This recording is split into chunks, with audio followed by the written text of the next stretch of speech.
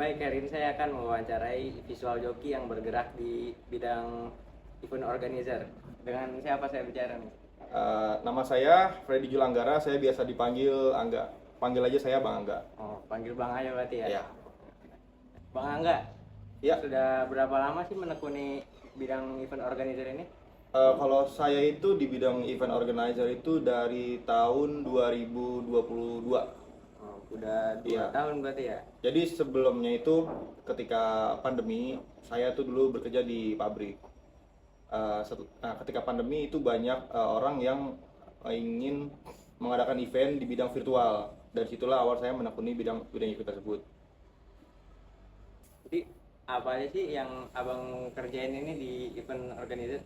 Kalau yang abang kerjain itu biasanya, jadi kita bicara untuk skematik dulu ya. Skematik itu dari yang awal itu ada sebenarnya dibagi dua, ada virtual dan juga offline. Dari segi virtualnya itu kita biasanya pakai software yang dinamakan vMix dan juga OBS. Biasanya itu yang sering dipakai sama teman-teman kayak pro player juga yang mereka stream itu mereka pakai juga kayak gitu. Jadi di virtual event ini sebenarnya eh, kita itu ada sebuah sistem yang dinamakan virtual set. Jadi yang kebutuhan di situ tuh ada kamera. Kamera itu bakalan masuk ke sebuah sistem yang namanya vMix. Dari vMix itu nanti kita bisa stream ke YouTube, Instagram, TikTok juga bisa. Tapi yang sering kita kerjain itu biasanya di bidang e-sport. Nah kalau e-sport itu, kalau bisa kita dari gambaran e-sport itu kan dia ada stage, ada beberapa player juga di situ kan. Jadi ketika player itu di offline, itu ada LED, ada LED Videotron yang menampilkan gameplay mereka, statistik segala macem. Itu menggunakan software yang namanya Resolume. Lumayan rumit berarti Bang ya.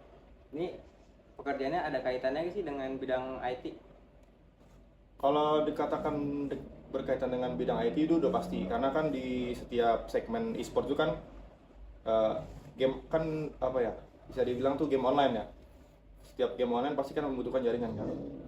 Itu dari terus juga biasanya kita itu kalau misal kayak yang abang kemarin tuh jalanin tuh sebagai contoh tuh gamenya Honor of King, itu tuh kita tuh pure dari Tencentnya langsung yang hire kita untuk supaya kita ini mau ngadain jadi si Tencent ini mau ngadain event HOK di Indonesia nih. Jadi bisa dibilang ini tuh MPL-nya HOK season 1 nih.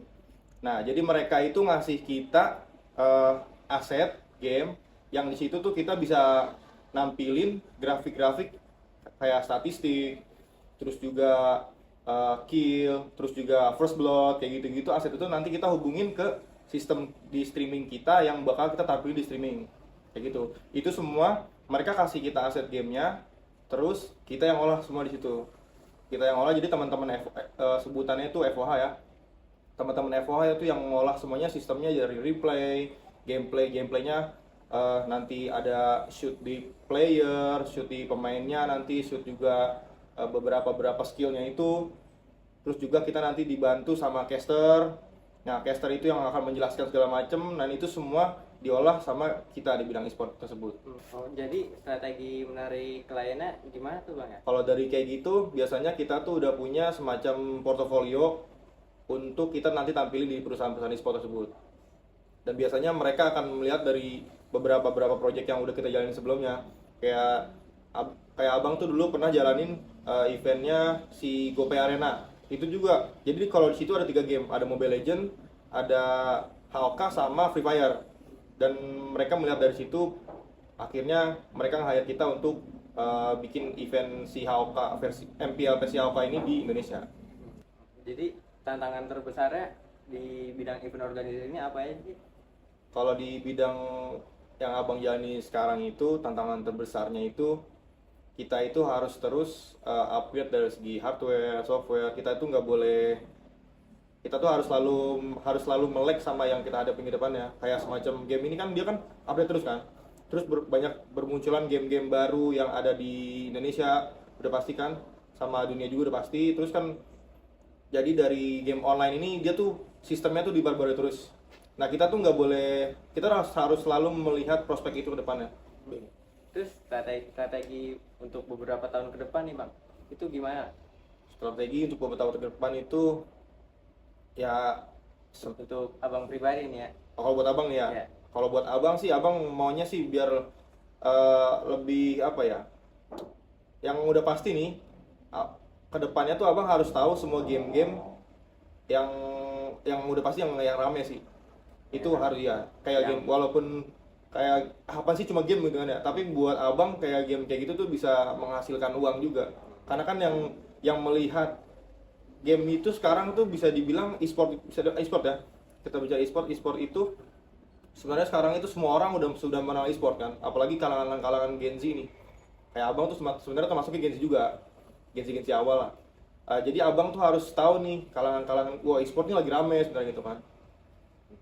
Selain e-sport, ada yang lain nggak sih bang yang abang kerjain? Ada. Event lain? Oh, ada. Kalau dari event yang lain itu biasanya di bola juga pernah bang. Bola terus juga flag football. Flag football itu rugby.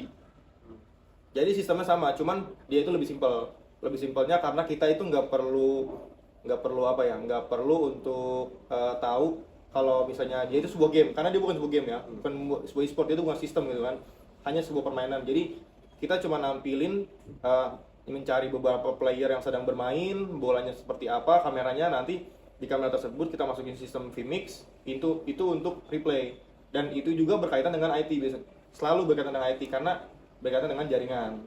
Dan masalah terbesar kita kalau nggak lagi ngejalanin hal kayak gitu tuh sebenarnya jaringan, karena kayak di waktu terakhir tuh abang di Jogja tuh itu Merdeka Ball, event rugby kayak gitu, itu kendala kita itu di jaringan, karena dari pihak abang waktu kemarin itu di UNJ kan, karena dari pihak mereka itu tidak menyediakan internet. Akhirnya dari pihak abang yang bekerja sama dengan pihak IT di sana untuk gimana caranya supaya internet sana jadi stabil. Nah, kalau ngomong-ngomong soal penghasilan, gimana nih bang? Kalau penghasilan itu biasanya ada dua segmented sih, ada dua hal yang abang dapat ya. Kadang kalau misalnya mereka yang kayak event e-sport itu kan banyak tuh, bisa 1 bulan gitu kan, itu mereka ngeliatnya per bulan. Ada juga yang per hari. Nah, terus bicara lagi soal apa lagi yang tadi abang kerjain ya, kita flashback sedikit. Jadi abang juga selain ngerjain e-sport juga pernah kayak ngerjain konser terus juga kayak corporate yang punya event-event di, jadi abang jadi sedikit nih ya. Jadi ada sebuah konser, biasanya kalau konser itu dia itu perlu LED Videotron kalau zaman sekarang tuh yang gede-gede kayak gitu kan. LED itu bisa luasnya 20 meter, 15 meter, 10 meter gitu kan. Nah, di situ kita pakai sistem yang namanya Resolum tadi. Itu buat nampilin konten-konten yang misalnya si band tersebut, bandnya Noah gitu misalnya. Si band Noah ini pasti selain dia bermain musik, dia itu ada konten yang bakal dia sinkronisin sama si musiknya dia. Kayak misalnya openingnya dia itu biasanya kan pakai yang lagu topeng tuh. Kan ada tuh visual-visual yang keren kayak gitu kan. Nah, itu nanti dibareng sama lighting kayak gitu biasanya. Nah, itu kalau untuk yang abang jalanin di situ tuh itu yang pakai software Resolve-nya, dan itu disebutnya visual jockey namanya. Nah, terus ada lagi juga biasanya kalau event-event corporate itu mereka itu untuk presentasi. Jadi presentasi mereka itu bisa berupa di layar LED dan juga di proyektor biasanya kalau mereka itu. Dan ada satu tambahan lagi terkait dengan Resolum itu, dia itu biasanya terakhir tuh abang ngejalanin yang project mapping di Bandung. Jadi itu tuh ada gedung sate nih, satu gedung itu bener-bener di mapping pakai visual. Itu pakai proyektor sekitar puluhan ribu lumens dan banyak proyektor di situ, terus dikonekin ke software namanya Resolum. Nanti desainer kita tuh bakal bikin konten sesuai dengan media yang ada di Resolum itu. Ternyata apa yang disebutnya si gedung sate itu kan. Banyak juga termasuknya kayak Monas, pernah juga kan lihat-lihat event di Monasnya tuh ada gambar gitu kayak roket gitu kan. Nah, itu namanya project mapping kayak gitu. Untuk penghasilan itu biasanya kalau per hari itu si visual jokinya aja itu bisa di kisaran 1 juta sampai 2 juta per hari. Kalau per event itu biasanya mereka kalkulasiin, kalau misalnya per bulan itu bisa sekitar jadi per minggu itu misalnya 3 hari. cuma 1 minggu kayak gitu kan. Berarti misalnya mereka tuh bisa di range sekitar 5 sampai 7 jutaan per bulan. Lumayan berarti ya. Alhamdulillah. Oke, Tapi dari penghasilan itu pun resiko kita lebih besar juga, karena kan kayak semacam kerusakan alat, karena kan software yang kita pakai itu kan berbayar semua kan. Dan juga untuk kayak alat-alat yang kita pakai itu harganya kan lumayan juga, kayak misalnya laptop nih, kita pakai laptop itu yang harganya itu bisa sekitar, saya kita bicara laptop Lenovo Legion lah ya, itu kan harganya sekitar 20 juta ke atas kan harganya. Terus itu juga pakai, ada teman-teman juga yang pakai Alienware yang harga 35 jutaan ya itu, dan itu tuh semua aplikasinya tuh mereka tuh berbayar semua gitu, dari software Resolume-nya, Vmix-nya kita harus berlangganan dari mereka juga kayak gitu. Oke, itu tadi kurang lebih hasil wawancara saya bersama Bang Angga mengenai visual joki di bidang event organizer ya. Iya betul. Sekian, terima kasih. Selamat malam.